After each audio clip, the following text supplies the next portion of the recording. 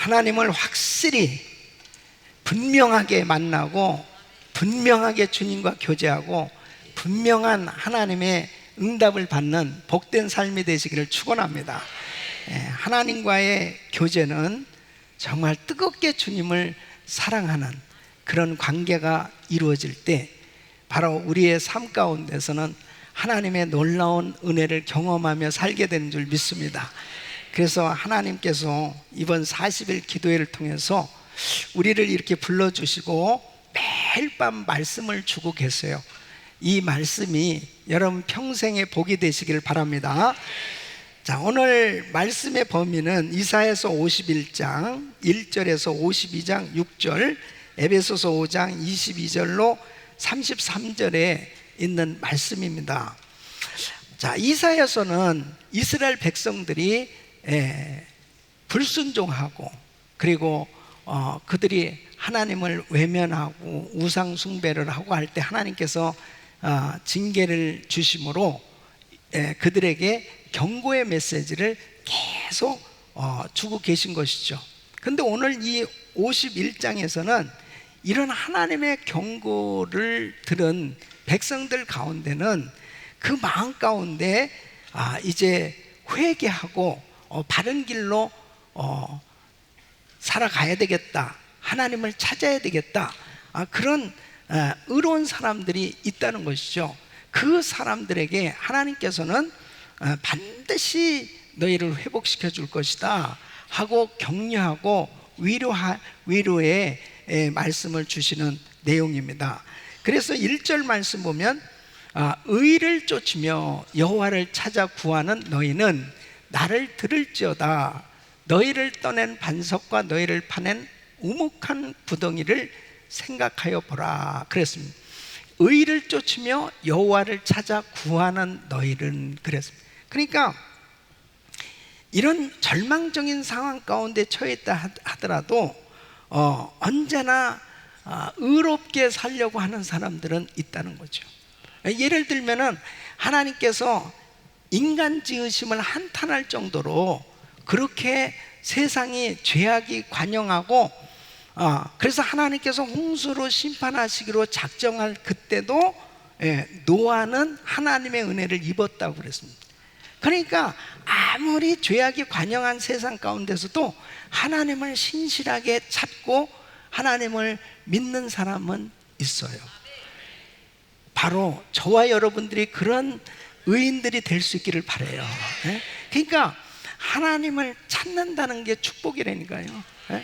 그러니까 이렇게 절망적인 상황 가운데서도 하나님을 찾으려고 하는 사람들, 그 사람들에게 하나님께서는 놀라운 위로의 메시지를 주시는 겁니다.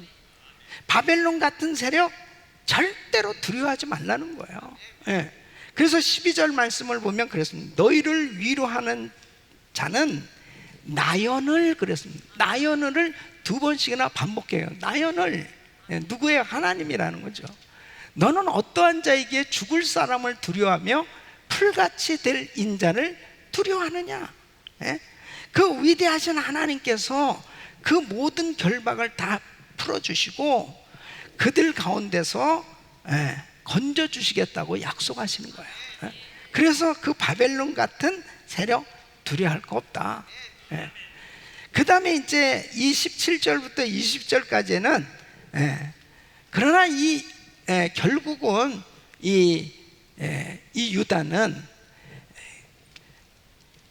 여호야김 시대부터 바벨론에 의해서 이 3차에 의한 공격을 받고 폐허로 변해버리고, 그리고 이 백성들을 인도하고 양육할 자가 없을 만큼 황폐와 멸망이 찾아오고 곤비하여 쓰러지게 될 것이다 라고 하는 그 내용이 삽입이 돼 있어요. 그러니까 결국은 이 백성들이 이렇게 어려움을 당하게 되는데, 그러나 그 가운데서 하나님께서 반드시 택한 백성들을 위로해 줄 것이다, 다시 회복시켜 주실 것이다, 그렇게 말씀을 21절부터 해서 주고 계세요. 그래서 위로의 말씀 세 가지는, 첫째는 그러므로 너 곤고하며 포도주가 아니라도 취한 자여 이 말을 들으라 그랬습니다. 들으라. 그러니까 첫째는 하나님의 말씀을 들어야 위로를 받을 수 있다는 거예요. 그러니까 아무리 100사람의 사람을 통해서 말을 들어도요, 하나님의 말씀 한마디가 가장 큰 위로가 되는 거예요. 하나님의 말씀보다 더 큰 위로는 없습니다. 그렇잖아요. 여러분 이렇게 제단에 올라와서 하나님 앞에 막 기도할 때 하나님께서 여러분들에게 다 말씀을 주실 때 다 회복되잖아요. 또 이렇게 설교 말씀을 들을 때 항상 듣는 말씀인데 그날 따라서 강력한 레마로 자신에게 들려올 때가 있어요. 하나님께서 계속 똑같은 말씀을 계속 들려주실 때가 있어요. 반복해서. 그것은 나에게 주시는 말씀이에요. 그래서 들으라는 겁니다. 들으라는 거예요. 그러니까 하나님의 말씀을 들음으로 하나님께서 위로해 주시는 거예요. 두 번째는 다시는 분노의 잔을 마시지 않게 하시겠다는 겁니다. 그래서 22절 보면 나의 분노의 큰 잔을 내 손에서 거두어서 너로 다시는 마시지 않게 하고 그렇게 말씀하고 있습니다. 그래서 세 번째는 하나님은 대적자들에게 분노의 잔을 쏟아 부으실 것이다.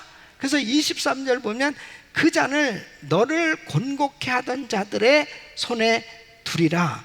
결국은 이 바벨론은 하나님의 도구로 하나님이 사용한 건데, 이들이 하나님의 뜻을 모르고 마치 자기들이 주인인 양 함부로 하는 그 교만한 이 바벨론에게 하나님께서 분노의 잔을 쏟아 부으셨어요. 그 결국 바벨론 멸망하게 되지 않습니까? 그래서 하나님께서는 하나님이 택한 이 백성들을 우리 주님께서 책임져 주시는데, 이들에게 2절에 이렇게 말씀을 하겠어요. 너희 조상 아브라함과 너희를 생산한 사라를 생각하여 보라. 아브라함이 혈혈 단신으로 있을 때에 내가 부르고 그에게 복을 주어 창성케 하였느니라. 그러니까 누구를 생각해 보라고요? 아브라함과 사라를 생각해 보라는 거예요. 아무것도 없었지 않냐 이거예요. 혈혈 단신으로 있을 때 내가 그를 불렀고 내가 그에게 복을 주어 창성케 했던 것을 한번 생각해 보라는 거예요.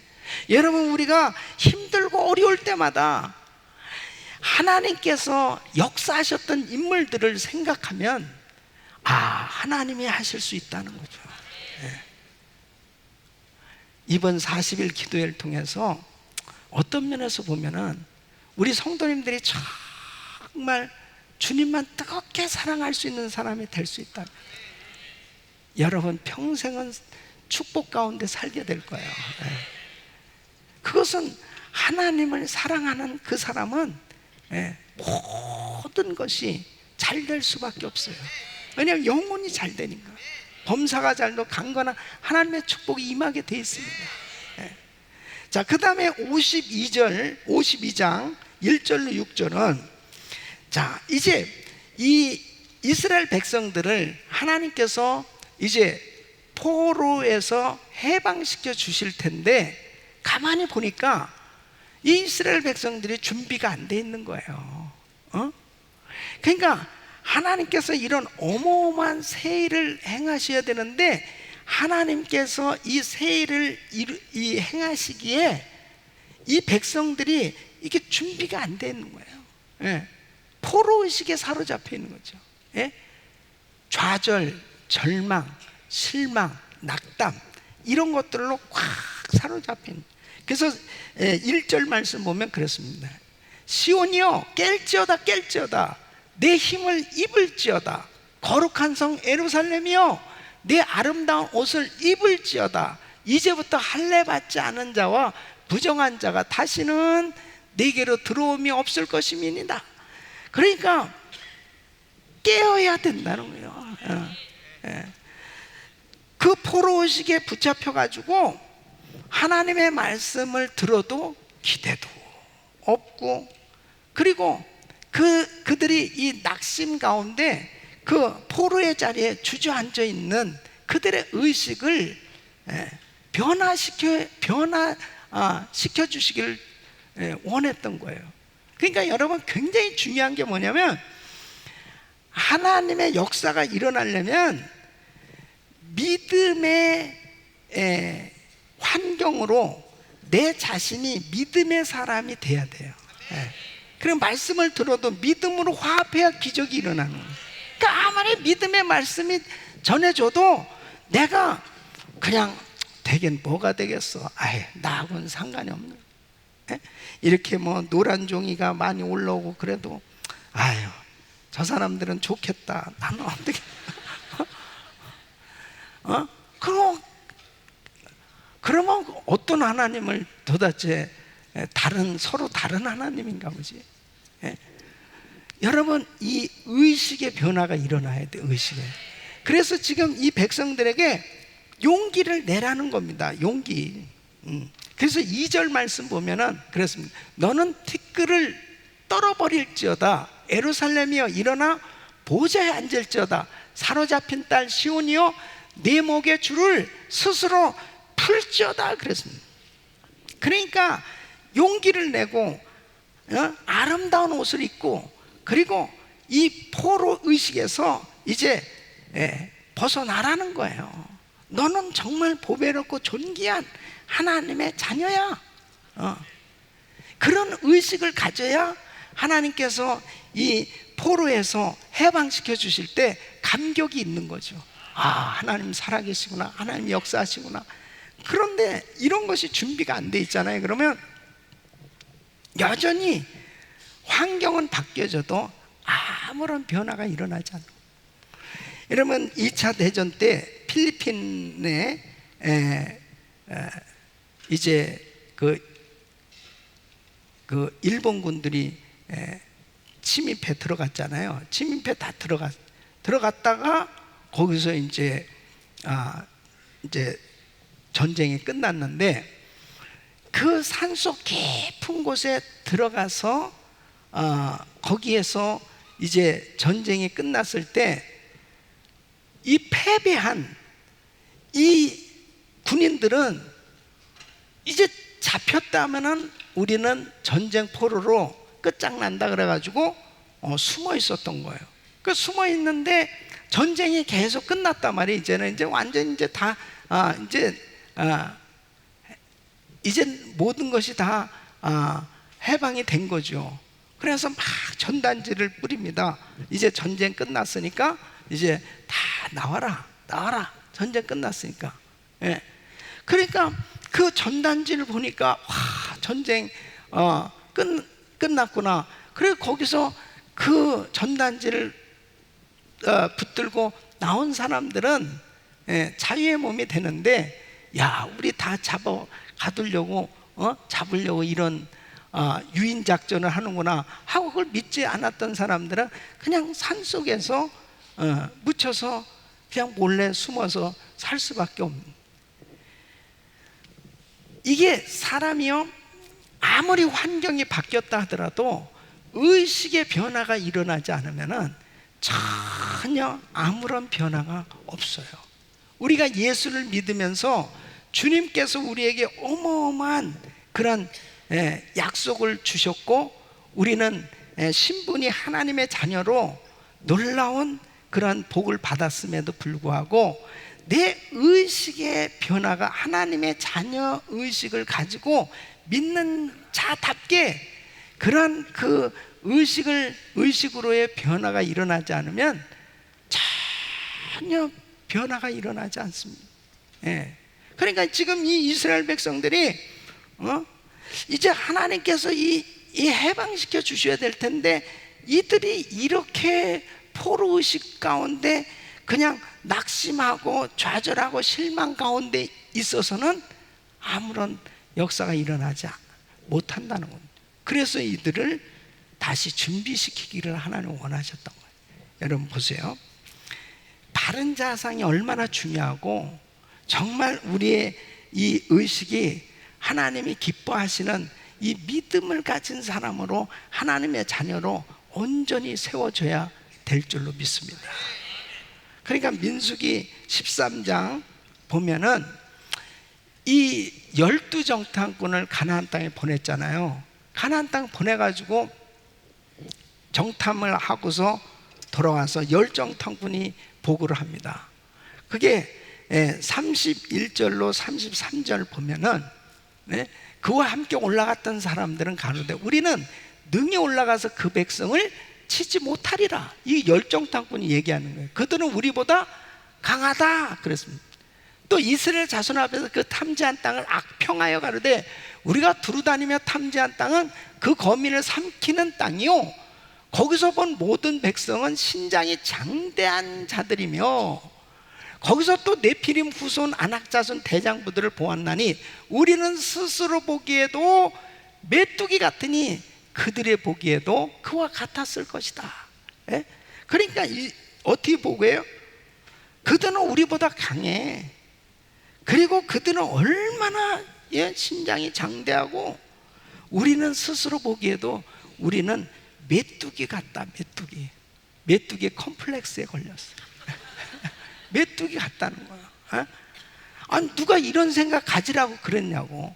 근데 이 열정탐꾼들이 다 지도자들입니다. 각 지파의 다 지도자들이에요. 쟁쟁한 지도자들입니다. 이 지도자들이 이렇게 안 된다, 힘들다, 어렵다 이렇게 절망적인 생각에 사로잡히니까요 어떻게 되냐. 민수기 14장 1절에 보면 온 회중이 소리 높여 부르짖으며 밤새도록 백성이 곡하더라. 우는 거예요. 이거 이제 어떻게 된? 이 우는 게 무슨 회개의 눈물이 아니고요 원망과 불평의 눈물입니다. 그래서 2절부터 4절까지 보면 보세요. 이스라엘 자손 다 모세와 아론을 원망합니다. 온 회중이 그들에게 우리가 애굽 땅에서 죽었거나 이 광야에서 죽었다면 좋았을 것을 어찌하여 우리를 그 땅으로 인도하여 칼에 망하게 하려는 거. 우리 처자가 사로잡히리니 애굽으로 돌아가는 것이 낫지 않냐냐. 그러면서 이렇게 하면 구체적 이에 선언을 우리가 한 장관 세우고 애굽으로 돌아가자. 여러분 이게 망할 짓을 하잖아요. 망할 짓. 그러니까 이 생각이 어디에 있느냐는 행동으로 나타나게 돼 있습니다. 분명히 하나님께서 얼마나 엄청난 기적을 보여주셨습니다.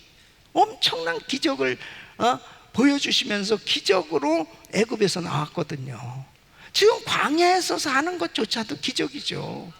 구름기둥, 불기둥, 그리고 하늘에서 만나를 내려주시고 자기들 힘으로 사는 것도 없어요.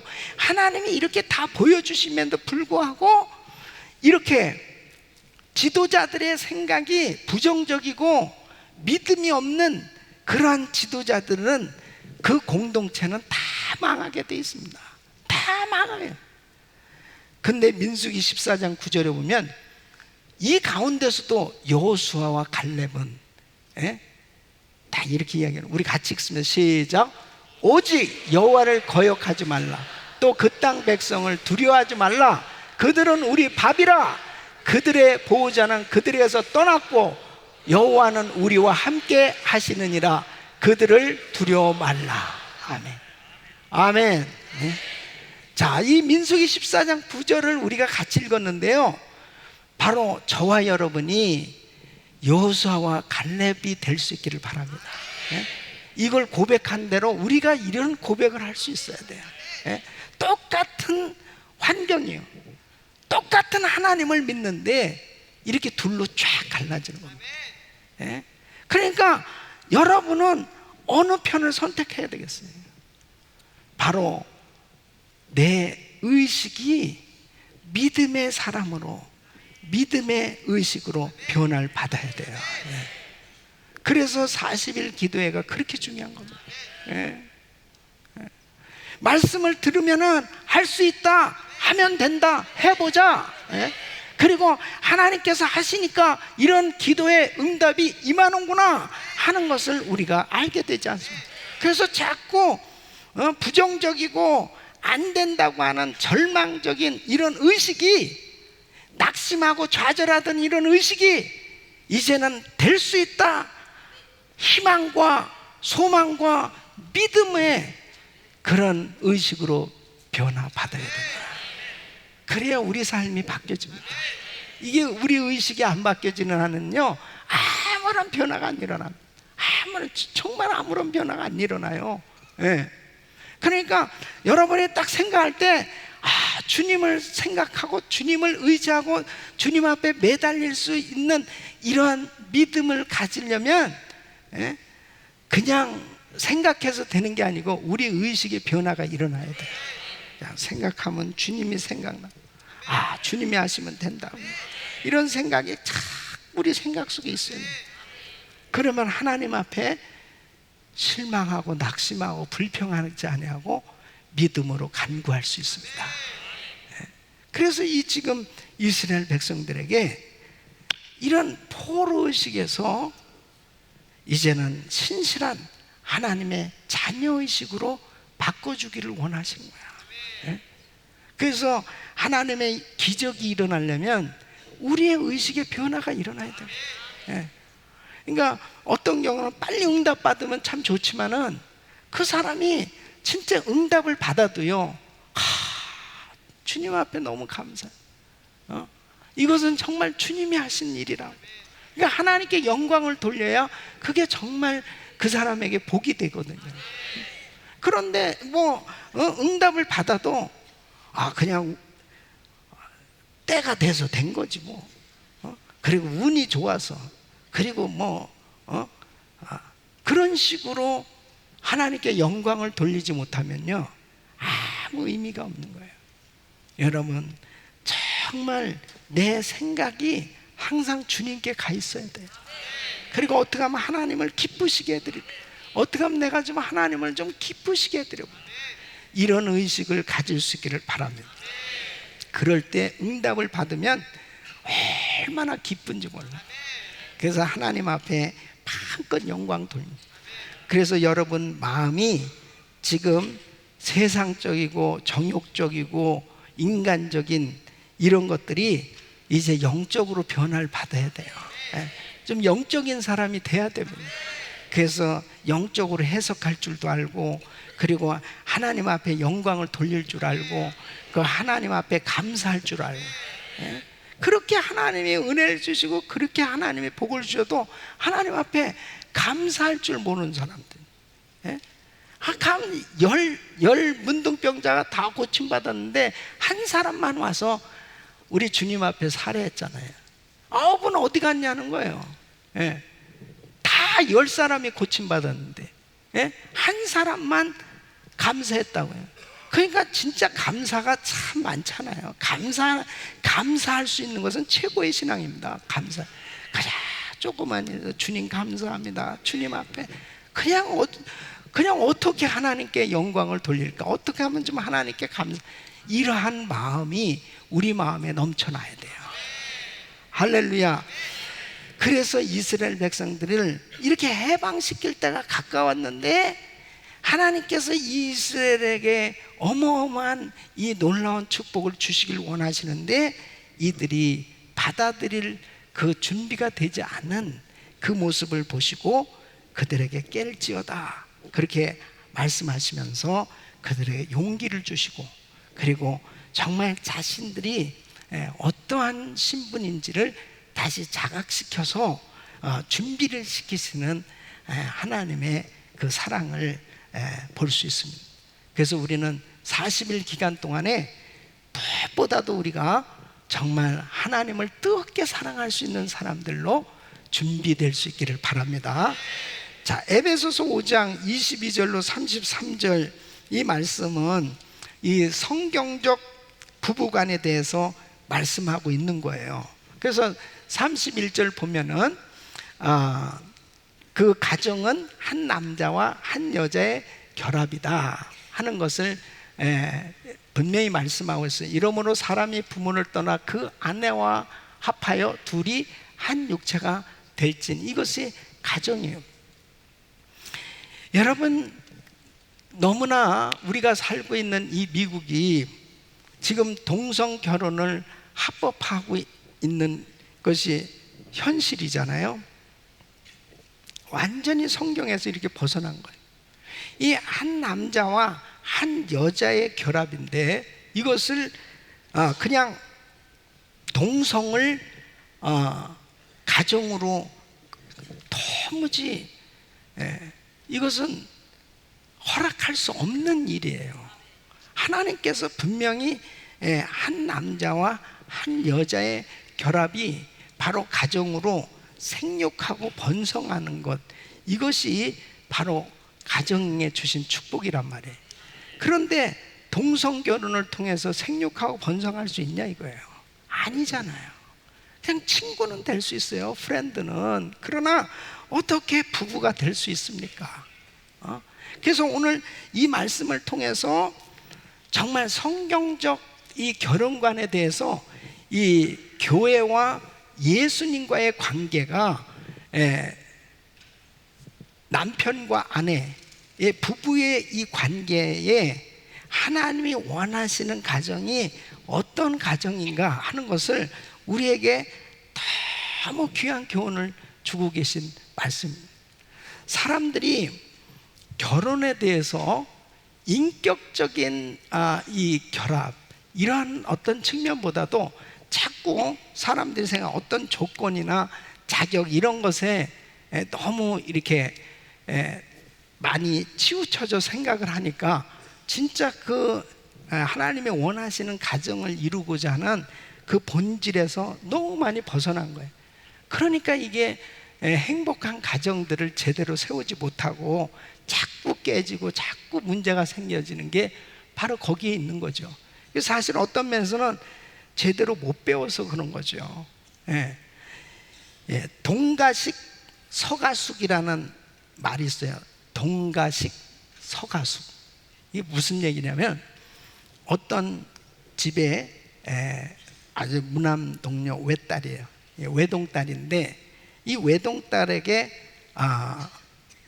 두 양쪽에서 두 가정에서 청혼이 들어온 거예요. 근데 이제 동쪽에서 들어온 청혼은 보니까는 남자가 굉장히 부자인데 너무 못생긴 거예요. 그리고 이제 서쪽에서 청혼이 들어온 집은 남자가 굉장히 잘생겼는데 너무 가난한 거예요. 그래서 이제 이 아버지가 딸한테 물어봅니다. 딸아, 너는 어느 쪽을 선택하겠느냐? 그러니까 이 딸이 둘 양쪽을 다 선택하겠습니다. 깜짝 놀라가지고 아버지가 야, 양쪽을 어떻게 한다는 거예요? 동쪽에서 밥 먹고 서쪽에 가서 자면 되겠습니다. 뭐예요? 아직도 뭔 말인지 모르는 사람들. 이게 건전치 못한 결혼관이에요. 사람들이 어떤 외형적인 어떤 조건을 자꾸 따져서 결혼하려고 하다 보니까 결국 잘못돼 가는 거예요. 정말 하나님이 원하는 결혼이 어떤 결혼이냐, 하나님이 원하는 가정은 어떤 가정이냐, 이것은 너무 중요한 거예요. 그래서 오늘 이 말씀을 통해서 우리 가정들이 하나님이 기뻐하는 가정들을 세울 수 있기를 바랍니다. 첫째는 하나님이 원하시는 가정은 질서가 있는 가정을 세우라는 거예요. 질서. 자, 오늘 이 22절, 23절을 보면요, 22절, 23절 우리 한번 같이 읽어보면 시작.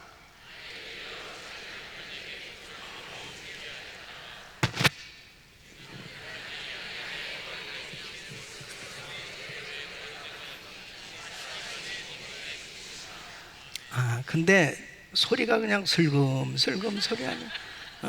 별로 그렇게 읽고 싶은 마음이 별로 없는 거야. 다시 한번 크게 한번 읽어보겠어요. 시작. 아내들이여 자기 남편에게 복종하기를 주께 하듯하라. 이는 남편이 아내의 머리됨이 그리스도께서 교회의 머리됨과 같음이니 그가 친히 몸에 구주시리라. 아멘. 그래서 아내들은 남편에게 순종해야 될 그 이유가 뭐냐? 그 위치가 그리스도가 교회의 머리인 것처럼 남편이 아내의 머리라는 거예요. 예? 그래서 남편이 부족하던 그 남편에게 순종하는 것은 그 가정에 하나님의 허락하신 질서입니다. 그래서 이 질서는 위치가 중요한 거예요. 그래서 항상 남편이 먼저가 돼야 되는 거예요. 이게 정말 중요한 거예요. 가정이 부인들이 항상 남편의 그 위치에 있어서는 절대 안 되는 겁니다. 뭘 딱 결정 딱 하려고 하는데, 당신 저리 가 있어. 그리고 부인이 딱 나타나가지고 나요, 이러면 안 된다는 얘기예요. 항상 남편을 앞세워야 돼요. 남편이 항상 머리예요. 이건 제 얘기가 아니고 저를 째려보지 말라고요.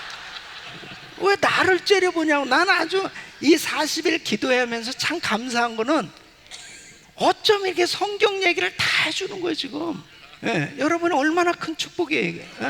성경 말씀 그대로 우리가 공부하고 그걸 순종하고 안 하고는 자기한테 달렸지만은 어쨌든 중요한 것은 하나님은 질서가 있는 가정이 되라는 거예요. 남편을 꼭 세워주세요. 그 다음에 두 번째는 사랑이 있는 가정이 되라는 것입니다. 허물을 덮어주고 그리고 섬기는 그러한 사랑이 있어야 된다. 자, 25절 말씀 한번 같이 읽어보십시오. 시작. 남편들아 아내 사랑하기를 그리스도께서 교회를 사랑하시고 위하여 자신을 주심같이 하라. 아멘. 그러니까 그리스도가 교회를 위해서 어떻게 했어요? 자신을 내어주셨습니다. 십자가에서 자신을 내어주셨잖아요. 그렇게 내어주신 것 같이 그리스도가 교회를 사랑하신 것 같이 아내를 사랑하라는 거예요. 그러니까 아내를 사랑하는데 이렇게 주님이 자신을 내어준 것 같이 그렇게 아내를 자기 몸같이 귀하게 여기면서 사랑하라는 거예요. 왜 이렇게 아멘이 적습니까? 그러니까 정말 이렇게 남편들은 아내를 사랑하는데 그리스도가 교회를 위해서 자신을 주신 것 같이 자기의 모든 것을 다해서 아내를 사랑해야 됩니다. 다 주라는 거예요. 아내에게 다 주라는 거예요. 이렇게 그러한 사랑이 있는 가정을 만들라는 겁니다. 그 다음에 세 번째는 기대와 꿈이 있는 가정을 만들라는 겁니다. 자, 27절 말씀 우리 같이 읽겠습니다. 시작. 자기 앞에 영광스러운 교회로 세우사 티나 주름 잡힌 것이나 이런 것들이 없이 거룩하고 흠이 없게 하려 하심이라. 아멘. 자기 앞에 영광스러운 교회로 세우사. 그러니까 우리는 다 부족하지만은 우리 주님께서는 우리를 장차 그렇게 영광스러운 교회로 세우시기를 원하시는 거예요. 하나님 앞에 영광스러운 하나님의 자녀들로 세워지기를 우리 주님이 원하시는 거예요.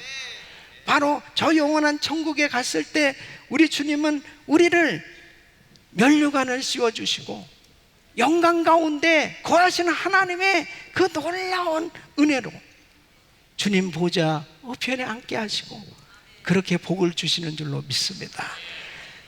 바로 부부가 그런 기대와 꿈을 가지라는 것입니다.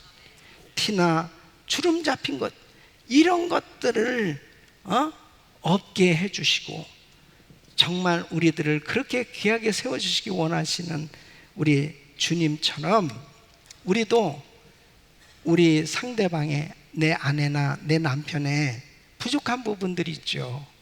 그러나 그러한 부족한 부분들이 앞으로 하나님 앞에 더 아름답게 사명을 감당하는 신실한 하나님의 사람들로 세워질 그런 꿈을 가지라는 거야. 그래서 창세기 2장 18절에 돕는 배필로 세웠다는 것은 정말 남편의 그 부족한 부분을 내가 도와서 그 남편을 성공시키라고 하나님께서 하와에게는 사명을 주신 거예요. 그러니까 각자에게 하나님 주신 사명이 뭐냐면 남편의 부족함, 아내의 부족함을 내가 채워주고 도와줌으로 그 상대를 잘 되게 해줄 그 기대와 꿈을 가지고 섬기는 사명을 감당하라는 거예요. 여러분, 이 사명을 내가 감당하라고 결혼을 하게 하신 거지, 예? 돕는 베필로스의 사명을 감당하라고 결혼을 하게 해주셨는데 자꾸 이런 사명은 감당하지 않고 그냥 사랑만 받으려고 하니까 상처가 되고, 그리고 서로에게 기대와 꿈은커녕 서로 불평하고 원망하다 보니까 나눠지는 겁니다. 정말 사명을 감당하는 가정이 돼야 됩니다. 그러니까 내 아내가 부족하고 내 남편이 부족하다면 그것은 나의 사명이에요. 예? 내가 도와야 되겠다는 그런 사명을 가져야 됩니다. 그래서 어떻게든지 잘 세워줘야 되겠다. 틀림없이 자기 앞에 영광스러운 교회로 세워서 이 말씀 그대로 내 남편이, 내 아내가 정말 영광스러운 하나님의 신실한 사람들로 우리 가정이 세워질 줄로 믿습니다. 그래야 이러한 가정이 돼야 하나님이 원하시는 가정이라는 거예요. 그래서요, 사도 바울은 이렇게 말씀하세요. 이 32절 보면 이 비밀이 크도다 그랬습니다. 이 비밀, 내가 그리스도와 교회에 대하여 말하는 놀라운 진리입니다. 놀라운 진리예요. 바로 예수님과 교회와의 이 관계를 남편과 아내와의 이 관계로 참 이 놀라운 이 비밀을 우리에게 말씀해 주고 있는 거예요. 여러분, 저는 제가 목회하면서 제일 힘들 때가 뭐냐면 부부싸움 하는 가정, 그리고 부부들이 나눠지려고 할 때, 또 나눠질 때 너무너무 힘들어요. 그거는 꼭 우리 부부가 나눠지는 것 같은 그런 아픔이 있어요. 제가 목회를 하니까 내가 다 이 남편도 이 아내도 내가 사랑하는 내 교우고 교인이고 우리 가족이란 말이에요. 그러니까 참 안타까워요. 그럴 때가. 여러분, 오늘 이 자리에 함께 하신 부부는 그냥 오래 사세요. 옆에 좀 그래, 목사님 생각해서라도 우리 그냥 잘 삽시다, 이렇게. 아멘. 정말 좀 잘 살아 주십시오. 내 아주 머리가 뽑아지고 있습니다. 머리가 빠지고 있다니까. 내 머리 빠지게 하면서 또 머리 빠지지 않는 약 사다 주고 이러지 말라고. 나는 그냥 머리는 안 빠지게 잘 좀 살아주세요. 이 마귀가요, 얼마나 가정들을 괴롭히는지 모릅니다. 얼마나 가정들을 괴롭히는지.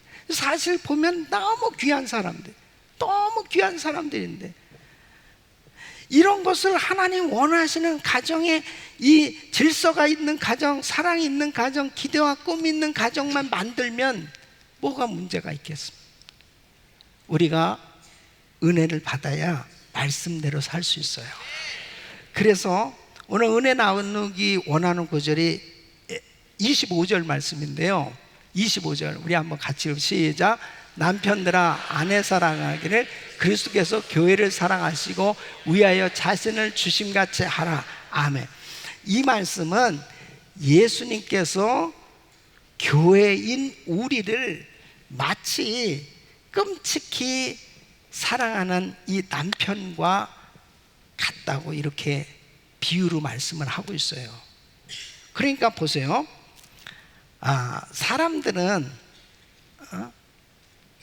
서로 만나서 사랑하면서 살아갈 때 로맨틱한 사랑을 하면서 그렇게 끝까지 사랑하며 살면 얼마나 좋겠어요. 근데 살다 보니까 그 좋아지는 감정이 계속 이루어지지 않는 날이 오죠. 예. 그랬을 때 배우자의 허물이 보이고 배우자의 몸매가 달라지는 걸 보이고 흰머리가 생겨지고 주름살이 생겨지고, 예?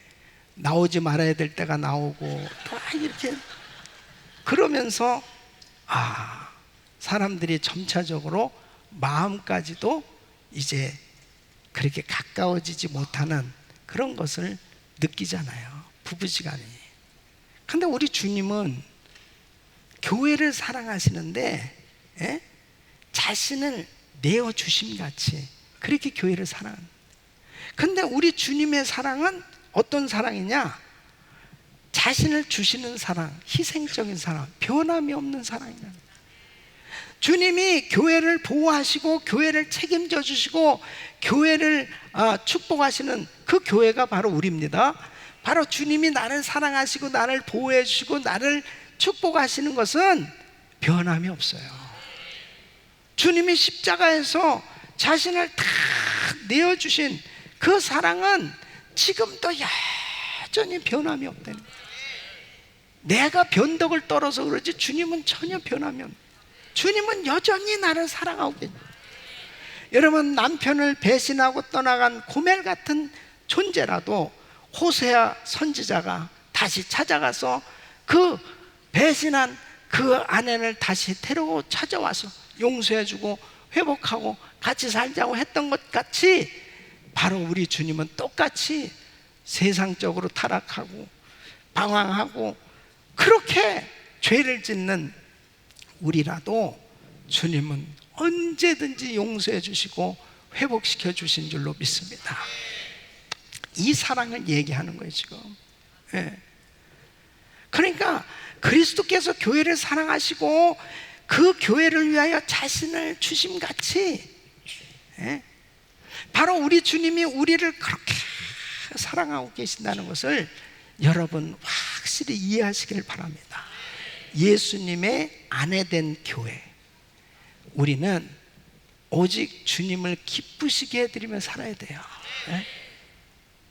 오직 주님을 신뢰하고 주님에게 순종하며 사는 인생이 가장 복된 인생인 줄로 믿습니다. 그래서 남편들아 아내 사랑하기를 그리스도께서 교회를 사랑하시고 그 교회를 위하여 자신을 주신과 같이 그리스도께서 교회를 사랑하시는 데 있어서 변함이 없이 자신을 희생적으로 내어주고 사랑하는 것처럼 우리 남편들도 아내에 대해서 부족하고 실수 있고 허물이 있다 하더라도 끝까지 사랑해 줄 수 있는 그런 남편, 그리고 끝까지 그 남편을 정말 계속해서 신뢰해 줄 수 있는, 그리고 순종해 줄 수 있는 아내들이 될 수 있기를 바랍니다.